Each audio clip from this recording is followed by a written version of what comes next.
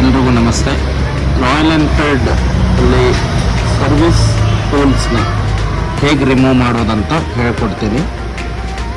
ನೀವು first trip ಟೂನಲ್ಲಿ set ಮಾಡ್ಕೋಬೇಕು.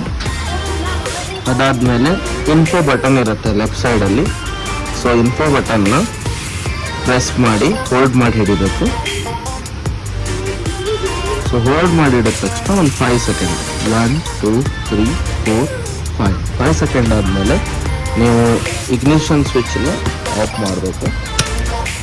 So ಈ ಥರ. ಸೊ ಇವಾಗಿಂದ 10 ಸೆಕೆಂಡ್ಸ್ದು ನೀವು ಹೋಲ್ಡ್ ಮಾಡಲೇಬೇಕು. ನಾನು ಇಲ್ಲಿ ನೋಡ್ಬೋದು, ಇಲ್ಲಿ ನಾನು ಇನ್ನೂ ಈ ಬಟನ್ನ ಹೋಲ್ಡ್ ಮಾಡೇ ಹಿಡಿದಿದ್ದೀನಿ. ಸೊ ಈ ಥರ ಹೋಲ್ಡ್ ಮಾಡೇ ಹಿಡಿಬೇಕು. ಸೊ ಅದಾದಮೇಲೆ ಒಂದು 10 ಸೆಕೆಂಡ್ ಆದಮೇಲೆ ಮತ್ತೆ ಇಗ್ನಿಷನ್ ಸ್ವಿಚ್ನ ಆನ್ ಮಾಡಬೇಕು. ಇಗ್ನಿಷನ್ ಸ್ವಿಚ್ ಆನ್ ಮಾಡಿ ಹಿಡ್ದಿದ್ದೀನಿ.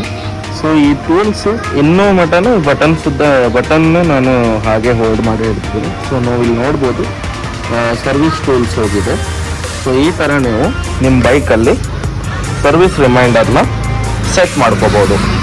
Thank you friends.